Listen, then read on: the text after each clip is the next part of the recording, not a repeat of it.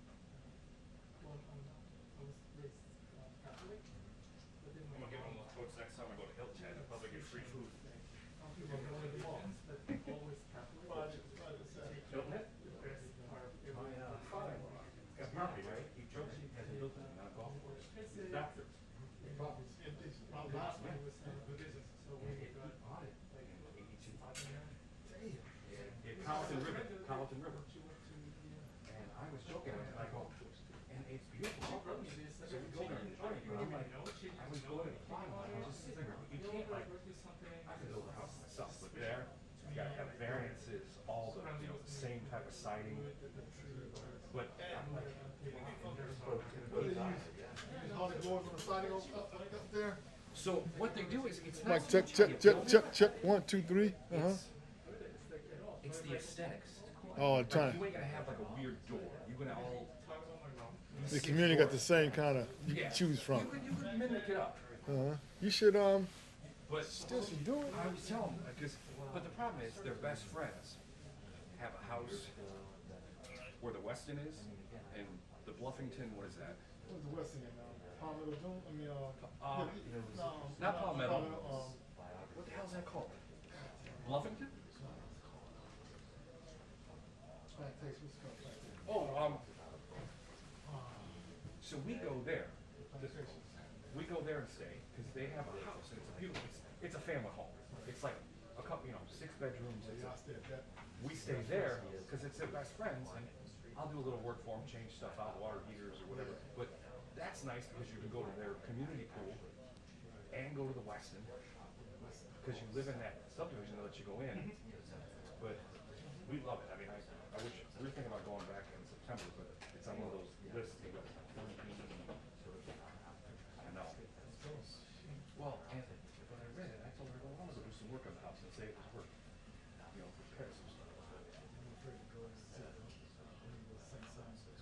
Yeah. That's the crazy thing. We love going down there. We go as much as we can. We fly into Savannah. Yeah, because it's cheap. Because the other way is just too expensive. The airport, that's the airport too expensive. You got traction. Super expensive. We like it. It's like $1,000 more. Yeah. We go down there, we go to that Hudson Seafood underwater over there. We go to, they built this other place called. Lighthouse to hang out. I want to pay that course, but nobody intends that course. And then we go to, they got another place that they built by the bay, this new little shopping mall outside. It's real nice. I'll have to remember, you'll come to me. I know I took pictures there. A couple of our friends got married there. You know, like Hilton Head, that is like Hilton Head is more spread out, bigger homes. I just like it has so much chiller. Very little people, that's what I like. Yeah, and there's enough restaurants. I can be some days, I'm the only person on the beach. I'm on something, What is it, Kayleigh Beach we'll go to, where they got the other side of the island? Is that Kayleigh? Is that what it's called? That's by the other side. Yeah. I stay on one side. There's a split between the two. Yeah, that's the touristy side, I think. Yeah. Kayleigh is where they got like the Holiday Inn and the touristy hotels. Hey, how are you? I don't like it usually too packed. Yeah. Good. I'm just I'm glad that rain stopped. Right up there. Yeah, well, that's the best part of it. Thursday, where's? Yeah, I was even testing it, so. You work all right. That's. Well, let me just see. Would you really? I'll have that chart so I would know. Thank you.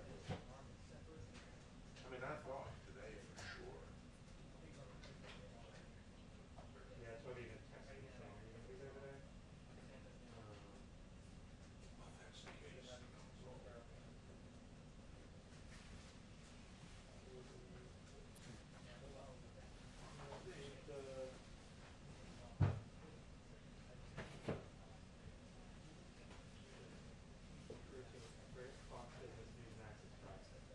Tomorrow. Yeah, you wanna go home? I looked at it. No, I don't want to swear. I looked at it the wrong way. Want me to forward this to you? Would you? What's your email? Gicci.John, John.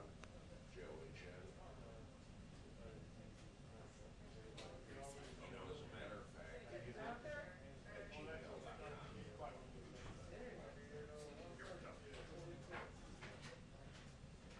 No, I assure you. No worries. No, that's all right. I just emailed you. Well, the reason I said that is somebody was telling me, well, now that explains, somebody was saying, they had me Google, why don't you, yeah. That's what I have. So they bought it. 13. Yes. My wife's best friend. So we'll go on vacation with her. That means it's, our age. We'll stay down there.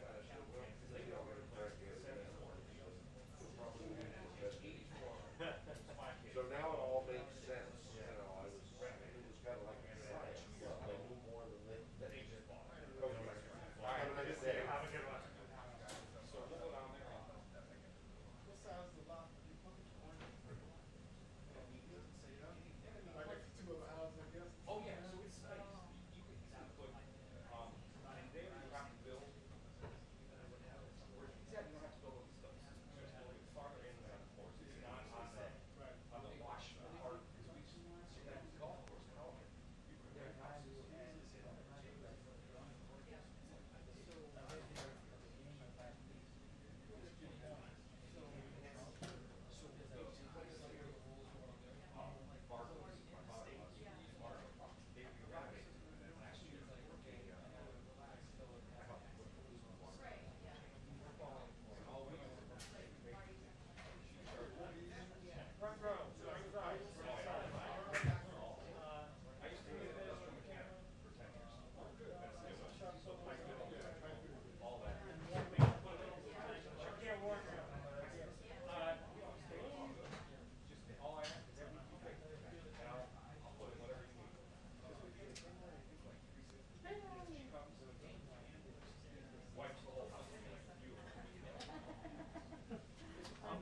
I'm like, I want one. I know. Say again? We were struggling to find. Oh, yeah, I I bet. don't know. I Isn't don't that know. hilarious? Isn't it? Yeah. I know, it's like one of those things that's like, oh, I know. We had the hunting ground as well. I totally believe you. It's one of those things people like, Pull it out, yeah, that's all. Let me, hey, Bob, how you doing? How are you? Good to see you. Long time no see. You been good? I got you. Yeah, thanks, brother. Present. I know, right? Good to see you, brother. All right. Nice Snoopy. Let's do that. Hello, my brother. How are you doing? I'm well.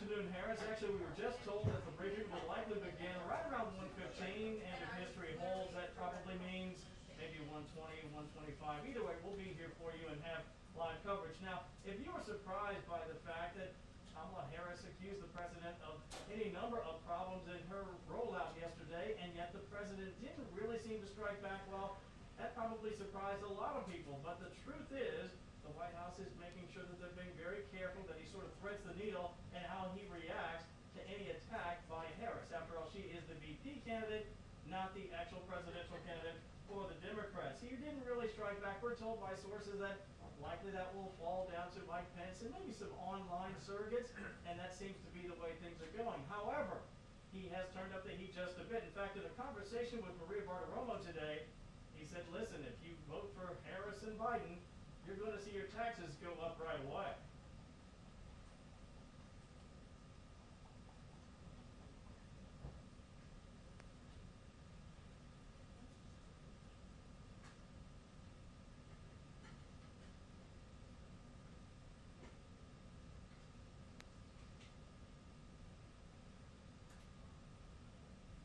The famed crash of 1929. Meanwhile, the president's announcement this morning of a peace accord between Israel and the UAE now sets the stage, he says, for lasting peace in the region.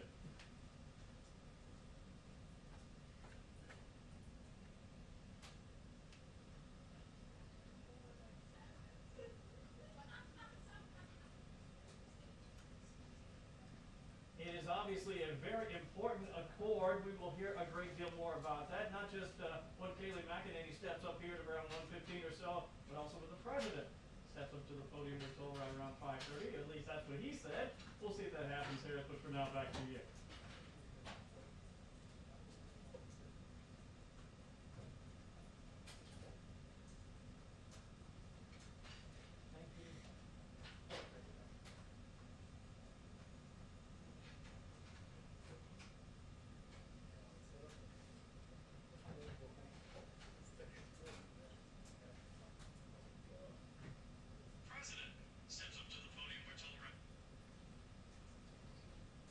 Thank you.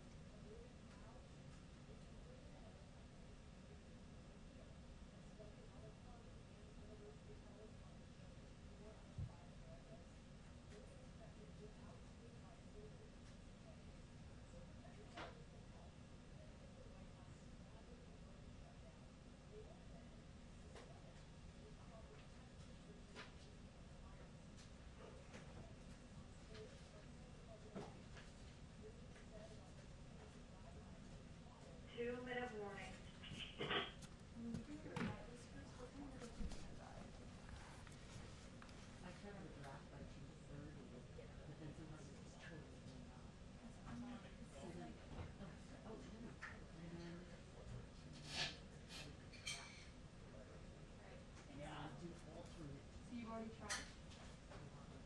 Track something. Track something, and then we drop it. And then we do it.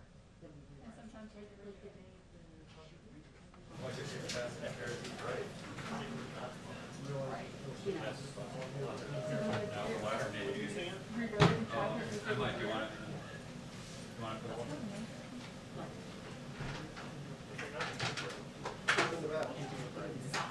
You know what I mean? So, but it, no, I know, it's so stressful. We were. Like the day. No, Roy, Like I'm they should be there basically. today. Reuters is in the corner. I like to listen to what they say on.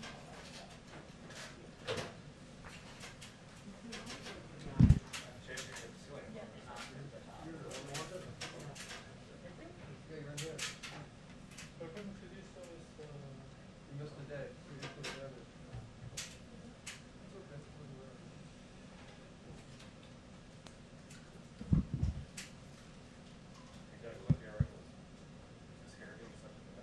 Yeah.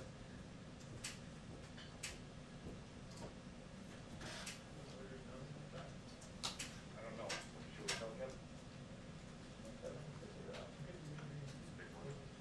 Yeah, I know. Whole reason we have this whole room set up.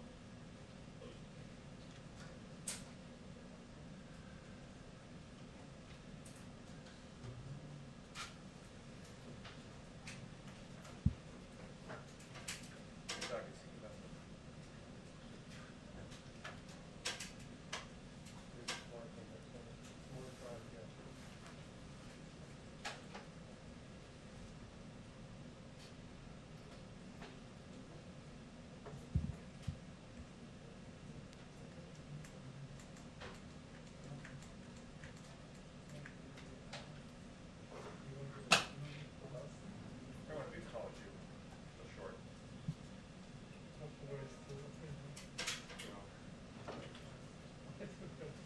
I should have worn my t-shirt. All right, should have worn.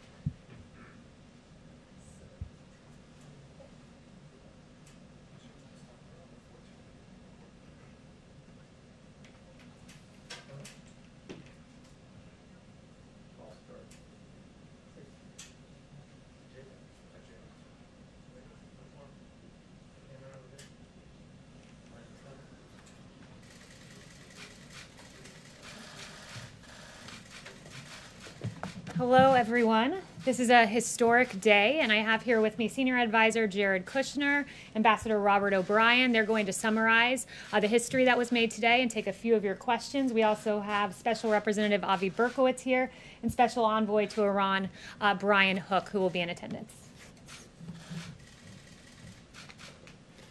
Thank you, Kayleigh, and thank you all for being here. I want to start today by congratulating the people of Israel and the people of the United Arab Emirates. Today is a historic breakthrough and a great day for peace.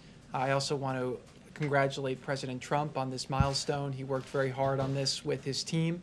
We worked with Prime Minister Netanyahu and the Crown Prince Mohammed bin Zayed, who really are two visionary leaders who made a big step forward today to really change the region. The last time we had an agreement like this in the region was 1994, when Israel made an agreement with the Kingdom of Jordan, which stopped aggression and helped bring forward peace. Over the last 26 years, there's been a lot of developments in the region, some positive, but many that have set the region back, and it has led to lots of lives being lost, lots of opportunity and hope being destroyed, and a region that really has had a lot of problems. When President Trump came into office, we had a caliphate for ISIS in the Middle East, which was the size of Ohio. We had a lot of instability. Iran's aggression was being felt all throughout the region. A lot of their proxies were very well funded and causing instability in Yemen and in Syria and in other places. And now we're in a position where we've been able to work with our allies. A lot of our allies felt abandoned. President Trump's been able to rebuild those relationships. His first trip as president was to Saudi Arabia in May of 2017, where he laid out the problems that were facing the region and very clearly articulated that in order to make progress, we'd all have to work together around common goals, and we'd have to acknowledge historic differences and historic conflicts, but we can't let those conflicts hold us back. President Trump's leadership, the ability to build the relationships with the leaders in the region, people were modernizing their society and realizing that we needed a new paradigm. On President Trump's visit to Saudi Arabia, we made an agreement with a lot of these countries that we were going to start a counter-terror finance center, and since then we've worked to limit the amount of funding that's gone to extremist groups. We worked with Saudi Arabia, which is the custodian of the two holy sites, and we worked with them to do a counter-extremism center to combat online extremism, and that's made a big difference because you can't solve the short-term problem without taking on the long-term fight. We've seen Saudi Arabia make a lot of modernizations over the last years, giving more rights to women and taking steps in the right direction, which have been very positive. And now today's breakthrough really allows us to go forward. To give you a little bit of background on this deal, this is something that's been in discussions now for over a year and a half. We were talking with Israel, we were talking with United Arab Emirates about moving forward. Obviously, because of the Israeli elections and because of some other things that were happening in the region, this is something that was talked about but never really got to the right place for it to happen. As you know, with deals happen when deals are ready, and peace deals are very rare and very historic, and there's a lot of reasons why people would be held back from moving forward. What we saw was when the president rolled out his vision for peace, which we worked very hard on for a couple of years to really try to understand the issues in the region between the Israelis, the Palestinians. He put forward 180 pages of detail on how we can address the issues of the past, but also figure out how to move forward. During that acknowledgement, President Trump was able to get Israel to agree to have a two-state solution with the Palestinians, and for the first time in history to agree to a map that outlined the territory that they would be willing to work with in order to see that happen. That showed a lot of people in the region that Israel was serious about really moving forward and making peace, and also showed them that President Trump's leadership and diplomacy could make things happen that hadn't happened previously. What happened is, as Israel was discussing with us, providing, taking Israeli law and sovereignty to areas of the West Bank and applying it, we were having these discussions, and over the last 6 weeks, the discussions between UAE and Israel started accelerating around this being a potential different path. We all saw Ambassador Oteba's op-ed that came out that said that he thought applying Israeli sovereignty to these areas would be detrimental to the region. And a new course, a new option was created that was discussed that ultimately both countries thought was a much more viable option to go forward. Israel's agreed to suspend those efforts at this time, and as a result, we're going to focus on bringing these two countries together. This is really a historic breakthrough, and it shows that President Trump's leadership from the Riyadh speech till today, you see a much different Middle East than what he inherited, and hopefully there's a lot more good things to come. This is an icebreaker between these two countries. This is the first Arab country to normalize relations with Israel in a long time, 26 years since Jordan. And what we're going to hopefully see from there is more countries start to do the same. The final thing I'll just say is that here in America, the biggest threat that we saw in the last campaign was really two things. One was ISIS. The caliphate was growing. We were seeing journalists being beheaded. We were seeing people burnt in cages. And the threat of ISIS was something that was very scary to a lot of Americans and needed to be stopped. The instability was providing a place for extremists to to plan attacks, to plan all kinds of terrible things. And the extremists were trying to radicalize the next generation. One of the biggest excuses that extremists use to radicalize the next generation is the mosque and the Al-Aqsa Mosque, and saying that it's being threatened, and the fact that Muslims aren't able to pray there. This deal will allow for flights from Dubai and Abu Dhabi to Tel Aviv, which will allow Muslims a real entree to come and visit Israel peacefully and to come and pray at the mosque with whatever frequency they deem appropriate.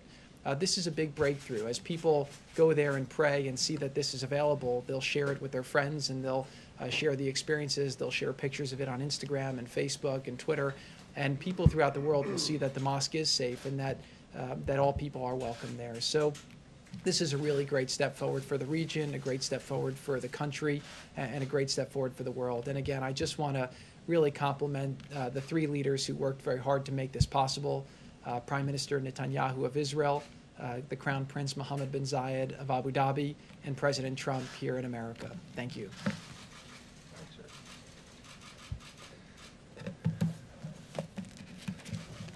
So thank you to Jared for that summary, and it's been extraordinary work by a number of fine diplomats working under President Trump's leadership to arrive at today's outcome. Jared Kushner has been at the forefront of those efforts. Avi, Brian Hook, and others have put in just tremendous work under the President's direction to get where we are here today. And I know, Jared, you don't have a diplomat title, an ambassador title, but we don't have a finer ambassador, especially in the region, than Advisor Kushner. So thank you for those remarks and for the really incredible effort. I want to start by congratulating today the President of the United States, the Prime Minister of Israel, Bibi Netanyahu, and Crown Prince Mohammed bin Zayed. This is a remarkable achievement, and the achievement is now will now be known in history as the Abraham Accords, or the Ibrahim Accords in the Muslim countries, or the Avraham Accords in Israel. It's something very special. It's something that doesn't happen very often. Very few of my predecessors as National Security Advisor have been able to come to this podium to announce a peace deal in the Middle East. It's a very rare thing. As I said earlier in the Oval Office today, the President is going to be known in history as one of the change makers and one of the remarkable leaders in the Middle East. And that's not something that you may have thought of when he came into office. But one of his very first steps was repairing our relationship with Israel, which had been badly damaged, especially in the last month of the prior administration. The President did something that was unheard of. Many presidential candidates going back 2 decades had promised if they were elected, they would move the United States Embassy in Israel from Tel Aviv to Jerusalem. President Trump had the courage to do it, and he developed wonderful credibility and a reservoir of goodwill in Israel. He recognized the Golan Heights as being Israeli territory, and took those away from a very what could have been a very destabilized situation that we've seen develop in Syria. He destroyed the physical caliphate of ISIS, which Jared had said it was the size of Ohio. It stretched across the Middle East, and terror reigned because of the caliphate. He brought justice to al-Baghdadi, who had killed so many Americans, Sotloff and Mueller and Kasich and Foley.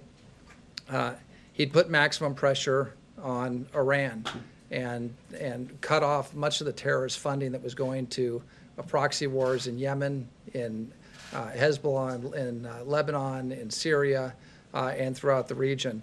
And today we have the Abraham Accords. He's brought peace to the Middle East, at least peace between the UAE and Israel. And what I have said is the President is often known as the greatest deal maker, and he wrote the book, The Art of the Deal, and he's considered a great deal maker, which he is. But I think history is going to remember the President for being a great peacemaker. He brought peace to Israel and the UAE. He has signed his diplomats signed a historic accord in Afghanistan. And I want to remind people that we haven't had an American casualty in combat in Afghanistan since February 29th. He used his offices and his pressure to stop Idlib from being overrun in Syria, and brought a ceasefire agreement when Turkey had invaded northern Syria. A lot of people said that when he came into office that there'd be war in North Korea, but through personal diplomacy has kept that situation from turning into a kinetic event. So it's really remarkable, I think, when you step back and take a look at what this president has done on the peace front. And it wouldn't surprise me. It'll take some time in this environment, but it wouldn't surprise me if the president's eventually nominated for a Nobel Prize for today's work is an example of why he would be rightly considered and should be a front runner for the Nobel Peace Prize. So I also want to compliment the courageousness of Mohammed bin Zayed, the Crown Prince. You know, there have been two other great Arab leaders, King Hussein in my lifetime, King Hussein and Anwar Sadat, who made peace with Israel. And now Mohammed bin Zayed enters that pantheon of great, courageous Arab leaders.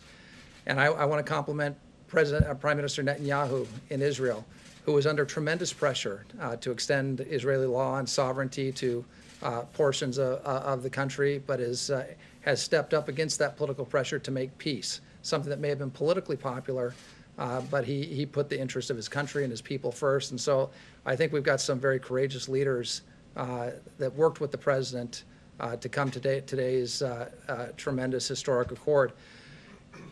Stepping back from what does this mean beyond the historic idea of a major Arab country making peace with Israel all these years after 1948, it makes sense on so many different levels. The UAE and Israel are both capable security partners of the United States and close partners of ours in the region, standing up to Iran, standing up to Islamic extremism. The peace agreement between these two countries will encourage and foster cooperation in those efforts. These are very innovative countries. Israel is called the startup nation, and for those of you who've been there, you feel like you're driving through Palo Alto, through half the country. The UAE is also a very innovative country. Putting those two nations together is going to create a dynamic of innovation and creativity in the region, and both countries are populated by incredibly dynamic people. There are tremendous opportunities that are going to arise from this agreement. Jared talked about the idea of Arab pilgrims and Muslim pilgrims going to the Al-Aqsa Mosque, going up to the Mount and having the opportunity to pray in peace in Israel. As you know, the president has made religious freedom, especially religious freedom in the Middle East, a centerpiece of his foreign policy. And this is a great step towards fulfilling the idea that the three great faiths that came from the Holy City, Christianity, Judaism, and Islam, will be able to pray and interact peaceably together in that beautiful city of Jerusalem. Tourism, with Abu Dhabi and Dubai and the other Emirates have become meccas for tourism, especially before the Chinese virus, the COVID virus. Israel is a great land for tourism. That'll expand trade between the UAE and Israel, which both have incredible economies. And again, as we recover from COVID, this agreement will help the economies of those countries and the countries in the region expand. And I think you're going to see an increase in jobs in all three countries as a result of these accords. With respect to the peace process overall, we've got a great team. That team is going to be fanning out. We're going to be working the phones. We're going to be in the region. And we believe that there are other countries waiting in the wings that are going to watch and see how the tremendous response to the courage of Prime Minister Netanyahu and the Crown Prince have been received by their people and by the world. I mean, I've already been on the phone with a number of European counterparts who have called to congratulate us for our role in this accord, but some of whom are astounded that this took place. And we also think that this could lead to a great deal for the Palestinian people. It's a people that the President of the United States, President Trump, has not forgotten. And he's endorsed a two-state solution. He wants to see the Palestinian people in a prosperous country of their own. And the groundwork has been laid for that. So I think we'll be working very hard on those efforts in the coming months and and year. So again, today's a great day. It's a great day for the people of the UAE. It's a great day for the people of Israel, for their leaders, and it's also a great day for the United States of America as we played a role that we've traditionally played throughout the world in coming in to mediate in difficult situations and achieve peace and achieve prosperity for our friends and neighbors. And again, I'm honored to be a part of the President's team on this. And again, we'll end with congratulations to the President for his leadership, and again to Prime Minister Netanyahu and Crown Prince Mohammed bin Zayed. Thank you very much. Start with Steve. Israel agreed to suspend its annexation plan on the West Bank. So the suspension will last. It's going to take a while for these agreements to get fully enforced and to go. And I think that right now the focus that Israel is going to be applying is towards building this relationship. The opportunities that are now created because of this, from an investment point of view, from an innovation point of view, from a health point of view, from a tourism point of view, and most importantly to both countries from a security point of view, are very robust. And I do believe that for the foreseeable future, you're going to see both countries focusing on that. I also think that Israel sees a lot of exciting opportunity in doing what's being done today with other Arab and Muslim countries as well. So that's really going to be the focus as to where we're going to be working with them. And one thing I also want to do is acknowledge the tremendous team that's worked on this to date. Obviously, Secretary Pompeo has been leading the efforts. The Vice President's been very supportive. And then obviously Avi Berkowitz and Brian Hook have been just tremendous along the way, both to get to today and also in the steps that will likely come forward. So. Thank you, Jared. This is already, you guys are touting this as a good step forward, but the Palestinian officials are already out criticizing it. If they aren't on board, how is this a good peace deal right now? Right. So look, they have a fairly predictable response that we've seen time and time again to all types of things that help make their people's lives better. Let's just focus on the facts of what's happening, and let's focus on how to push things forward. We laid out a 180-page, very detailed plan that we got Israel to agree to negotiate on the basis of, that invests $50 billion into their economy, that allows them to double their GDP over 10 years, that can create 1 million new jobs, help their people have a much better standard of life. We also got Israel to agree to have them have self-determination, have a secure environment, and then in addition to that, figure out how to get the right land outcome where we can go forward. So, look, I think that a lot of people in the region are seeing that we can't wait for the Palestinian leadership to try and resolve this. Every country is going to do what's in their best interests, what's in the region's best interests, and we have big problems in the world, and we can't be stuck in the past. We have to be moving forward. Now, I will just say that a big part of what motivated the UAE to move forward at this time and take the risk that they're taking is the notion that they didn't want to see Israel take the provocative action of applying sovereignty to areas of the West Bank, which hopefully allows more space to the Palestinian leadership to come to the table and make a deal. So I don't know if it will happen tomorrow. I don't know if it will happen next month. I don't know if it will happen next year.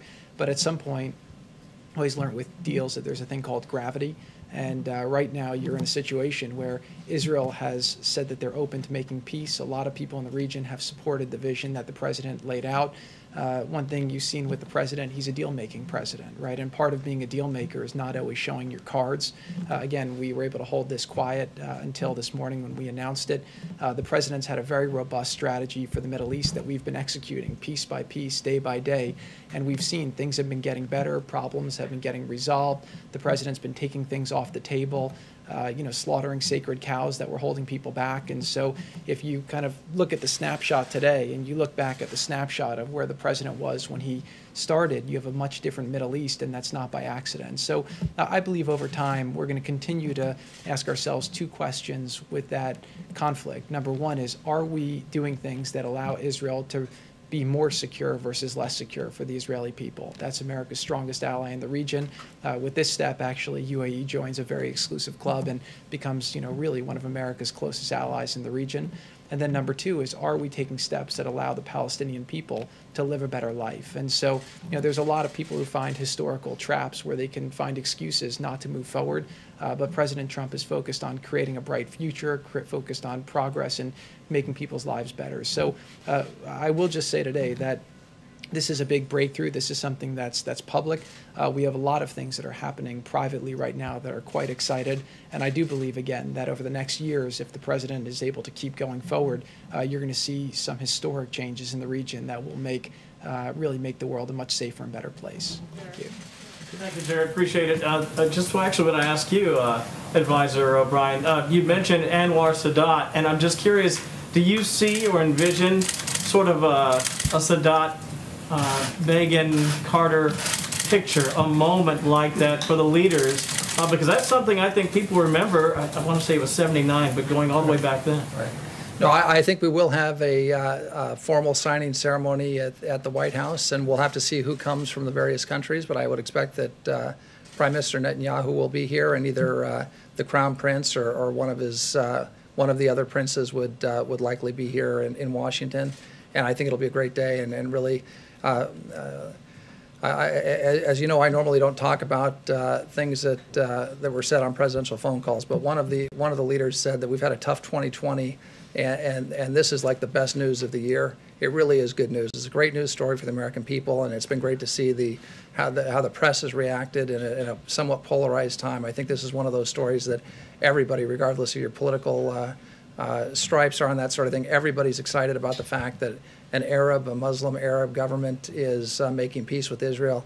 Big day, and we'd love to host them here at the White House. I think the president would very much like to host them, and so I think we'll have an event at some point in the not too distant future. And Jared, if I could follow up on something that you mentioned earlier, you talked about visionary leadership, not just in the region, but in general, including the president, to make something like this happen. He seemed actually fairly positive, albeit maybe cryptically, that maybe something soon could happen again to keep this inertia going with perhaps another country. Is it your sense that, yes, there's a good chance that we could have a similar announcement here in the next, say, 90 days, 80 days? I do think there's a very good chance. Now, one thing I'll say about the president is that one of the things you see in great leaders is a sense of optimism, and the president is a great leader for the country because he always wants to put forward a positive front and get people to do more than they're capable of doing and help people achieve things that people don't think is possible. And so his optimism is one of his great traits as a leader. I will say here that we have had several discussions. Obviously, we kind of stopped those discussions because this one looked like it was going, and it was very important to the United Arab Emirates to be the first. They wanted to make history and do it, but we do have several more that we've had discussions with, and now we'll continue those discussions to see if we can continue to move forward more. Look, at the end of the day, it's an inevitability, right? People in the world want to move forward. The Middle East has to stand on its own 2 feet. We have some great allies there. We'll continue to work with them and help them, but we'd like to see a security architecture and an economic architecture there where people have the safety and ability to live a better life, to have jobs, to have prosperity, and people need to believe that their children could have a better life than they can. And once that happens, people will choose a job over some of the other less good areas that they're being tempted to go to by the extremists. Thank you. Thank you. Couple of questions. First, you mentioned the flights. Can you tell us how quickly you expect to actually see those flights begin, embassies to open up, and to what extent is this strategy, in part, strategy and hope that Iran will be further isolated? I think Iran, if they want to move forward, again, the president's been very clear. He's not going to pay for a meeting, but he's always happy to talk to people. And that's part of him being a deal maker. And that's why, again, he was able to make this deal. He was able to make the deal for the OPEC Plus. He was able to make the U.S.-Mexico Canada deal. He was able to make the Japan trade deal, the Korea deal. We were able to get the FIFA 2026, the Olympics 2028. The president's a deal maker, so he'll always be flexible. I do think, though, seeing the two of the best militaries in the region come together should be something that people take note of, because it shows that, again, people are figuring out how they can optimize. And I do think that Iran has benefited from kind of dividing and conquering. Through their proxies, they've tried to create instability, and they've tried to have the Middle East divided, which is why they've always taken advantage of the Palestinian issue, and they've tried to stoke fear around that issue, and they've used it to keep people from joining together with Israel. You know, no Israelis ever killed an Emirati, right? There's not that hatred between the people, which is why there's no sense. So I do believe that we will start seeing interactions very quickly, and that both countries are very motivated, both from an economic point of view, from a tourism point of view, from a health point of view, from a technology point of view, to start moving forward quite quickly. Very, very quickly, if I could just follow up with you, you've been in the headlines recently. Just to give you the opportunity to respond, can you tell us why you were meeting with Kanye West? Did you discuss the election at all in any capacity? Yeah, so Kanye's been a friend of mine I know him for about 10 years, and you know, we talk every now and then about different things, and we both happen to be in Colorado, and so we got together and we had a great discussion about a lot of things. He has some great ideas for what he'd like to see happen in the country, and that's why he has the candidacy that he's been doing. But again, there's a lot of issues that the president's championed that he admires, and it was just great to have a friendly discussion. Thank you. Just to follow up on Steve's question, Netanyahu just did a live address tonight, and he said, we received a request to wait temporarily on annexation from President Trump. He said it's a temporary postponement. It is not removed from the table. I'm telling you that. So how long is temporary? Because you said it could be a long time. And did you get guarantees that they will adhere to that? Somewhere between a long time and a short time. That's what temporary means. But that's important for them to know how long temporary is. He's saying it's not off the table. It's not canceled. It's only being postponed. Look, our discussions with the Prime Minister have been very extensive over the last 3.5 years. We have a lot of trust between Israel and America. We've done a lot of historic things together. The people of Israel trust President Trump to make the right decisions that are in the best interests of Israel's security and prosperity. And obviously, Prime Minister Netanyahu and President Trump have a very close relationship. I believe that they will not take action to move forward unless we have an understanding between America and Israel that it's the right action at the right time. And again, you know, it's not like a binary thing to move forward or not. There's a lot of details. There's a lot of things that need to be considered. And we had a lot of those discussions over the coming months, and then obviously put those discussions on hold as this came about. So I imagine at some point in the future, this is something that will be discussed. But today's a great day. This is a big breakthrough. This is a game changer for Israel. It's a game changer for the Middle East, and it's a game changer for the world. So I think for the time being, people are going to focus on that and focus how to optimize from that tremendous opportunity. Yes, if I just follow up on Kristen. Can I just... Did you discuss the campaign, his campaign, with Kanye West? We had a general discussion more about policy. Jared, let me ask you about a different deal, one here in Washington. Democrats, Republicans are $2.5 trillion apart, it seems. From your view, do you believe it's possible right now of a phase 4 deal coming together? Working with President Trump for the last 5 years on the campaign and through government, I would just say that with President Trump, anything's possible. So you never know. The president's accomplished a lot of things that people thought would never be accomplished. And but to comment specifically on the deal, I'll leave that up to the negotiators. Since we seem to have exhausted questions on this topic, I'm going to pass it back to Haley. Thank you. Earlier, this is part of the deal of isolating Iran. The administration recently revised a UN Security Council resolution to extend the arms embargo on Iran. It is now shorter. It's lost a lot of tough language on Iran, but still, there's still a danger of veto from Russia and China. So some observers are saying that the administration is risking losing face if you can't get support over this deal. Can you comment on that?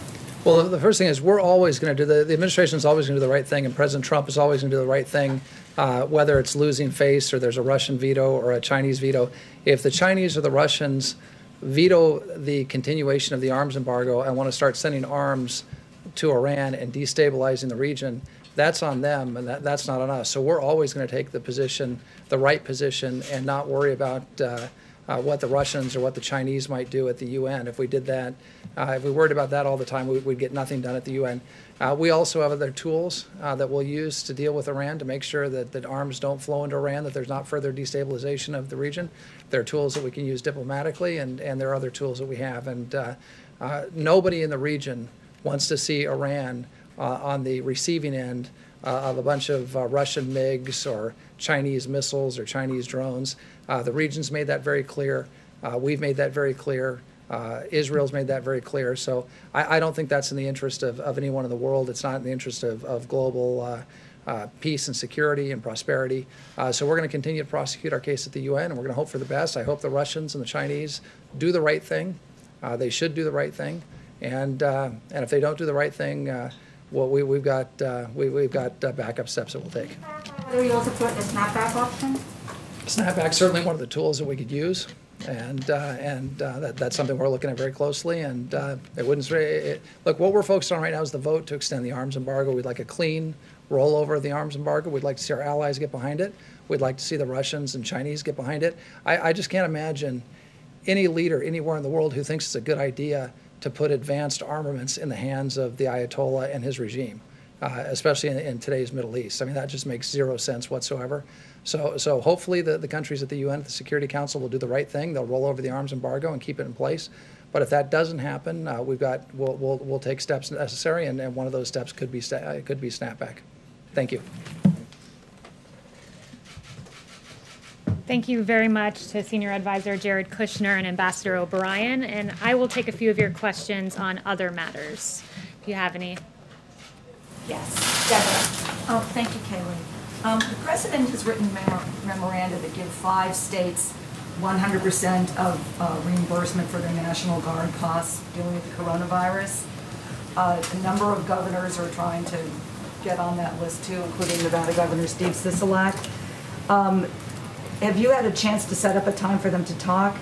And the National Governors Association says that the criteria for being one of those states that gets 100%, not 75%, aren't clear. Can you tell me, how do you make the cut where you're 100% not 75%? So first, let me note that in March, President Trump became the first president to authorize use of the National Guard under Title 32 status with 100% cost share. The president supports the men and women of our National Guard. This is a rarely used tool, but the president was willing to take this decisive action. 75% of the cost share is still giving states tremendous, unprecedented support, and states can utilize their coronavirus relief fund dollars to cover the remaining 25% if they need to. Specifically, a few states made direct cases to the president, and he obliged to support them at 100%, but I won't go state by state as to where things stand. Yes. Can you explain why some states would? Yes. Question about payroll tax and the president's comments yesterday. What did he mean by when he said he was going to terminate the payroll tax? And a secondary question, if he's reelected, what should Americans believe about his commitment to Social Security? Yeah, he has unwavering commitment to Social Security, making sure that it is fully funded and that our seniors are taken care of. I've heard him express that privately and publicly a myriad of times. What he was meaning yesterday is that he wants permanent forgiveness of the deferral. He's, of course, deferred the payroll tax to the end of the year, and he wants to make that a permanent forgiveness of the deferral come next year, because it's very important for specifically low and middle income Americans, since it's a regressive tax. In the long term, though, does he think that the payroll tax should go away?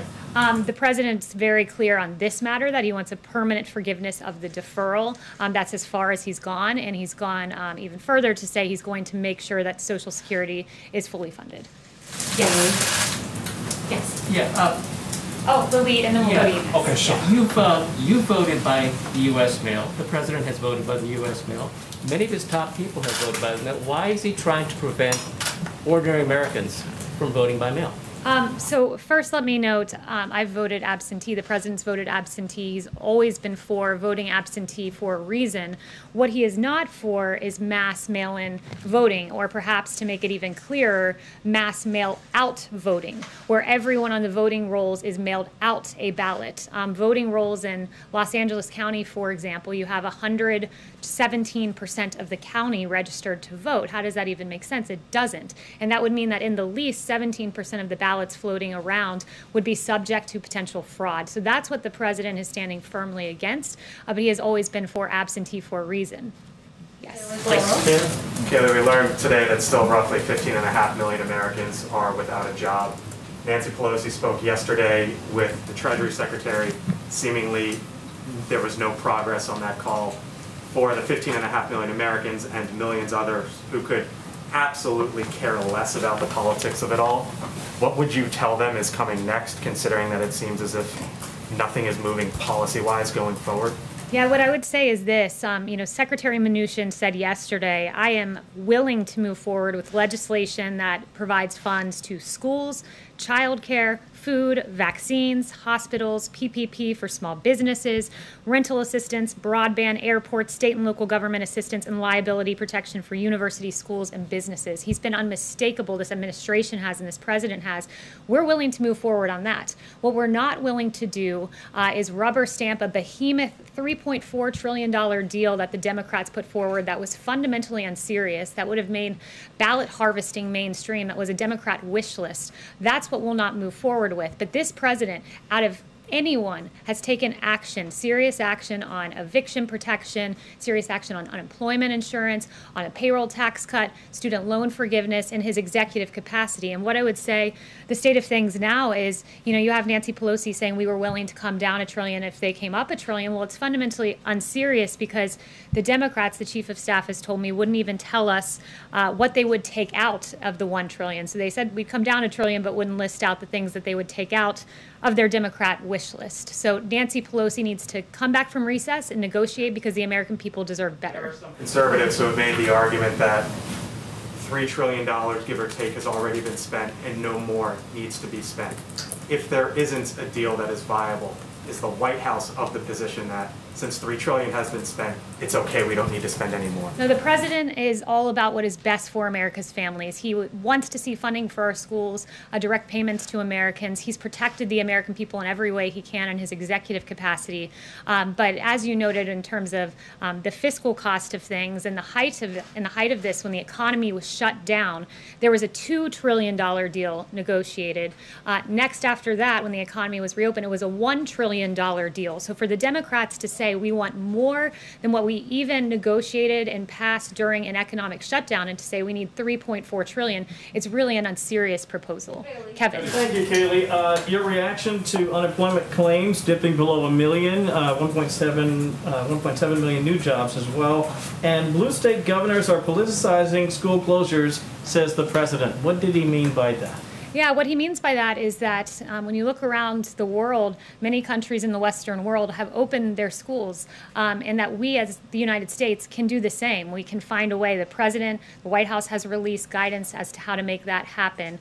And he doesn't want a decision that is so important for our children to be politicized, because he believes it's in the public health interest of the child to be back in school. And I've listed out for you all the reasons for that previously. And what was your first question? You also unemployment claims dipping below 1 million. How surprised are you that that's the figure and the direction we're going? I'm not surprised, because under this president, he was the great jobs president once, brought us the greatest economy in modern history once, and he'll do it again. And this is more evidence of that, to see unemployment claims dip below 1 million, coming on the backs of a July jobs report that exceeded expectations. And of course, the 2 blockbuster jobs reports before that. It goes in line with the manufacturing ISM good numbers that we saw and many other metrics. This is the president who's already making sure we have an economic rebound that outpaces Europe and other countries as well. Steve. Has the president been briefed on the Russian coronavirus vaccine? Does he think it's a workable vaccine? The president has been briefed on that. He's also been briefed on our own vaccine progress. One thing to note, and I believe Dr. Fauci made this point, our vaccines go through rigorous phase 3 clinical trial where we have 30,000 individuals that we test to make sure it's perfectly healthy and moving forward. So that's the kind of standard we have for American vaccines, and it's important that we do that. But we do think that we'll have a vaccine by the end of the year, and the president, in advance of that, is manufacturing hundreds of millions of doses of these vaccines in anticipation of one being successful. Chanel. Thank you, Kayleigh. Going back to Iran and Russia as geopolitical actors in the Middle East, they have been wellsprings of instability there, as we discussed, but how confident is this White House that Iran and Russia are finally going to be placed in their respective lanes in the advent of this deal and deals to come? Well, look, we believe that there's a big contrast here in where this administration stands and the previous administration. And when you look at the, excuse me, the Obama-Biden administration, they cozied up to America's enemies.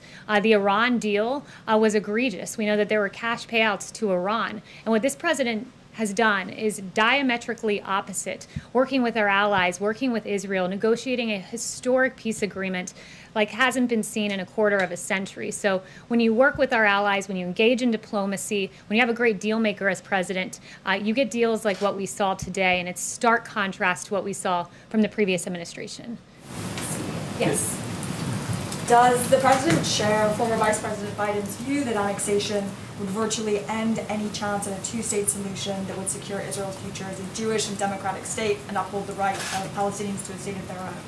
Yes, so I'm not going to go any further into the state of Middle East peace. I'd refer you to NSC on that, but today we're focusing on the historic agreement that's been made. Yes. Was the president aware about these 2,000 letters between him and Chairman Kim that apparently are going to be published in the new Bob Woodward book? Did he sign off on that? I haven't even looked into that or spoken to him about that. We're focused today on providing relief to the American people and the historic deal. Mario. Thank you, Kayleigh. Will the president's executive order on WeChat block Apple from distributing that app on their platform?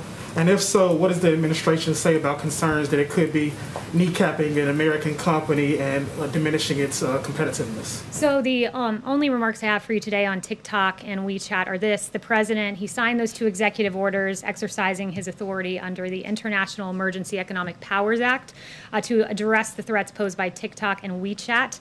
The administration is committed to protecting the American people from all cyber threats, and these apps collect significant amounts of private data on users, and such information can be accessed and used by the PRC.